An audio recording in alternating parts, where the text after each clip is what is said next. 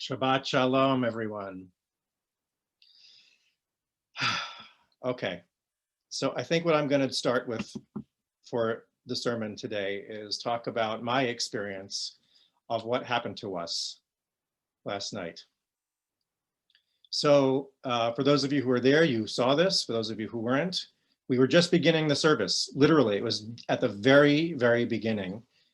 Sally and I were just getting started, and there were some voices that started to come across on the, even though I had muted everybody, there were some voices, but they were unintelligible. I thought they were kids. You know, sometimes somebody has their computer on and they don't realize their kids are playing with the microphone. So I figured that's what was going on.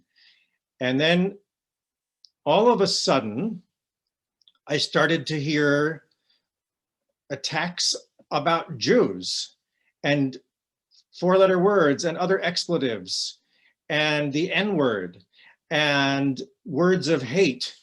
And suddenly there was one screen that appeared that I saw a swastika all of a sudden. And there were things coming on the chat, but I was too flummoxed to even see what they were at first. So I started to just quickly remove them because I was the host of the meeting. So, but it seemed that no matter how much I kept removing people, somebody else would appear and start to shout words of death, words of violence, words of genocide, words of pure evil and hatred, more and more and more. And people were trying to help me saying, this one, people were calling out to me from the congregation saying, wait, see this name, they're also calling out. So I had to find those names. And then it got worse because then I finally looked down and saw what was coming out in the chat and more words of hate. And I had this overwhelming feeling at that moment that I have to protect my community. How am I going to protect my community from this? As I'm constantly trying to remove these haters, and more kept coming on. And then I had to make this horrible decision in the moment. I had to say, okay, everybody, I'm shutting down our service. And I shut it down because it was just too overwhelming. So I immediately contacted Deb, and then Sally and I were talking on and off in between communications, and we were quickly scrambling, trying to think what we were going to do. And I wondered out loud to Deb, is that it? Did they just kill our service? Because is there no way to come back on? And then in talking to Sally, we realized, no, we're not going to let them kill our service. Absolutely not. We're going to go back on. And Deb said she'd go on and she'd monitor it and she'd try to do what she can do to prevent this from happening. And we went on again. And no sooner did we go on, Deb immediately saw 3 strange names that were listed. And within a couple of minutes, one of them once again started shouting words of hate and using horrible racial words and horrible words of hatred. And Deb was managed to get them off before she then locked the meeting so that nobody else could get on to our service. Meanwhile, the violence, like I said, the spiritual violence was done. And we didn't let the fact of that violence destroy our Shabbat. We didn't let it happen. It was hard. Those of you who were there know it wasn't an easy thing to continue.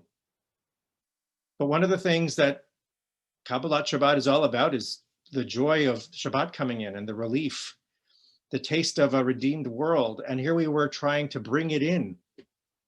And we did it. We did it. We sang, we had joy, we overcame it.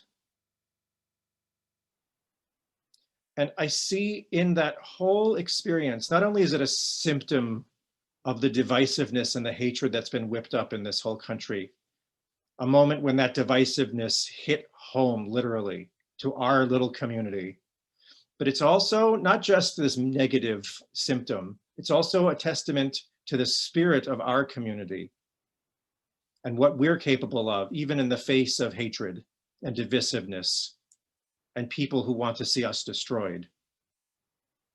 We chose life and holiness and dignity and joy and healing.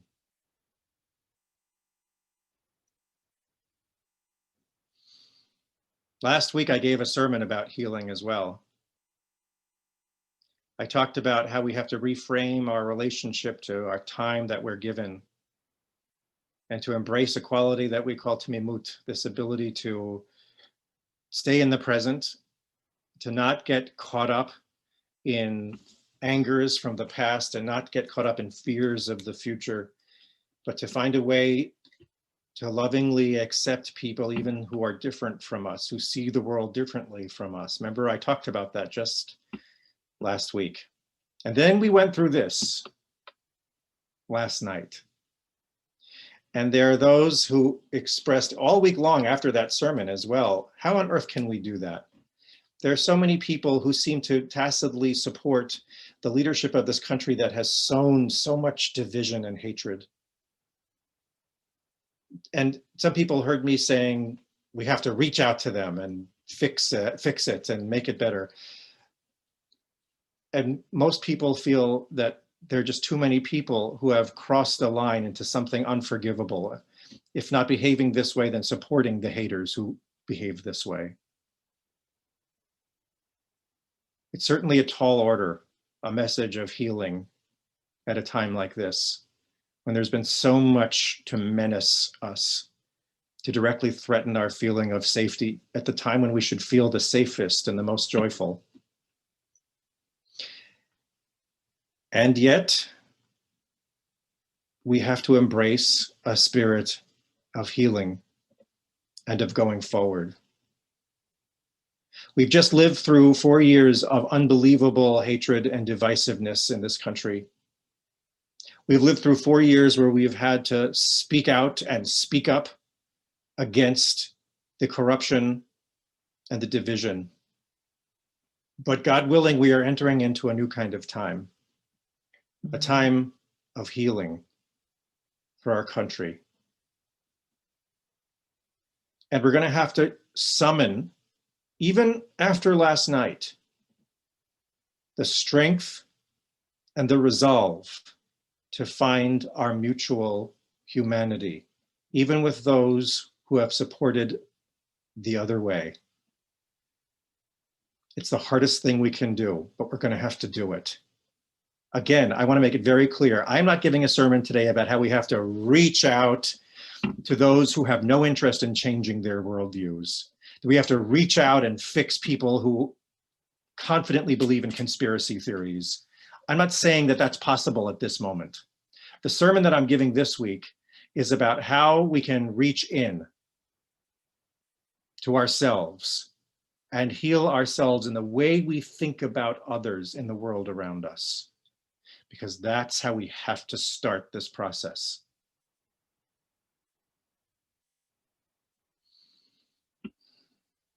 This week's Parsha, we read a story of terrible division and of hatred and of violence. The struggle from even before birth between Jacob and Esau, the two brothers who mortally hate each other. We see the story of a family literally being torn apart because of that hatred and that division. We see a story of grievance. Jacob's grievances against Esau for having been born first, for being his father's favorite. And it's a story of Esau's grievance against Jacob for having stolen the blessing of the firstborn from their father. And in the midst of that, after Jacob has stolen the blessing, we have this terrible description of the violent intentions of Esau. It says, Esau harbored a grudge against Jacob because of the blessing that he had stolen. And Esau said to himself, let but the mourning period of my father come, and I will kill my brother Jacob. Words literally wishing death on his own brother. Now, we do a quick perusal of most of the midrashic stories about that division between the two brothers. We see something that could be a disturbing trend. And the trend is the rabbis tend to take the character of Jacob and make him more and more perfect, make him more and more pious and above reproach. and perfect in every way. And they take the character of Esau and they demonize him more and more and more until he becomes the embodiment of absolute demonic evil. There's one midrash, for example, that has an imaginary conversation that Esau has with himself, where he says, you know, in the story of Cain and Abel, when Cain killed Abel, Cain was not smart because his parents could just have more kids. I'm smarter. I'm going to wait till my father dies and then I'm going to kill my brother so they can't have any more kids. And then he looks forward into the future and he says, you know, Pharaoh isn't smart because Pharaoh has all of the Hebrew boys thrown into the Nile to have them killed. But the Israelite women are just going to give birth to more kids. So my descendants will be smart. They're going to try to accomplish genocide and wipe out all the Israelites, men, women, and children. Profoundly horrific, disturbing stuff that we project onto Esau and his descendants, all the enemies of Israel.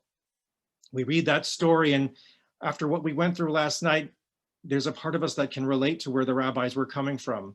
The rabbis lived during times of hatred as we live during a time of increased hatred. They saw people who wanted to see our destruction. And the Midrash is a catharsis. The Midrash becomes this place where we see these typologies playing out. And we see a vision of overcoming these haters, the descendants of Jacob. But on the other side in our society as well, we also see people who feel victimized, people who are afraid of those who are trying to take away their way of life and will do anything to destroy those who they see as against them. So into this maelstrom, we have the reasonable voice of Rashi, the great medieval commentator. And he comments on these words of Esau. Oops. Okay. He comments on these words of Esau when he says he's planning on killing his brother. And Rashi just gives us one word in response to Esau saying, I'm going to kill my brother. He says, Kimashma'o.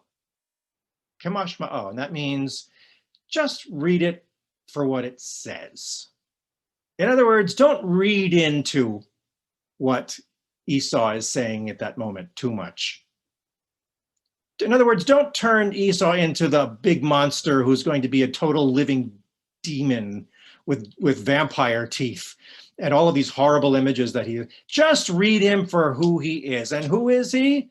He is this burly, irascible guy who has impulse control problems and has trouble controlling his anger. But more importantly, Rashi points out, he's a guy who really loves his father and he wouldn't want to do anything to hurt his father. Don't worry about all the midrashim.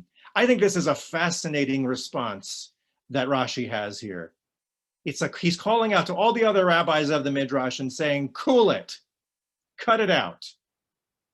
Just notice that even though he's saying something really problematic, beneath it, he's a human being who wants to honor his father. And there are other midrashim that do talk about that, how Esau always made sure he put on his best clothes whenever he went to visit his father, because he respected his father so much. And what Rashi seems to be doing is lifting up that typology and saying, hold on, don't turn him into a monster yet.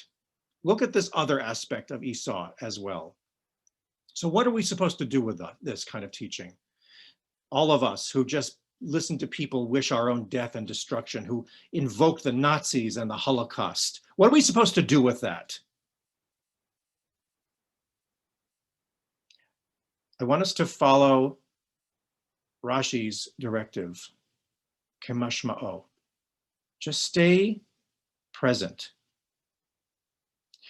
These haters are horrible human beings. There's no question. But what are we going to do with that? Immediately we take it and we look out at our entire society and we see people everywhere who voted for people who are divisive. And we lump them all into the same category. The people who supported the ones who enabled these haters. They were tacitly agreeing. They didn't fight against it. And we demonize everyone. In our minds and in our hearts, we demonize millions of people. That's what's possible as the ongoing scar of what we went through last night. So take a deep breath. And just as Esau was a man who was capable of great respect and love for his father, despite his attitude, so too, there are millions of people in this country who we might find to be deplorable, who are also capable of a goodness and a righteousness that can outshine and outdo their poor decisions and their poor choices.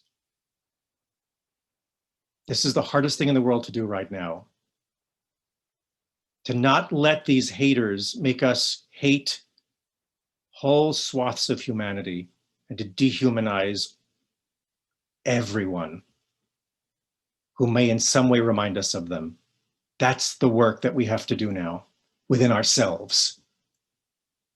The Sfat Emet has an interesting take on this. He talks about the life of Isaac and how Isaac did a lot of digging wells in the land of Israel. The Hebrew word for a well is a be'er.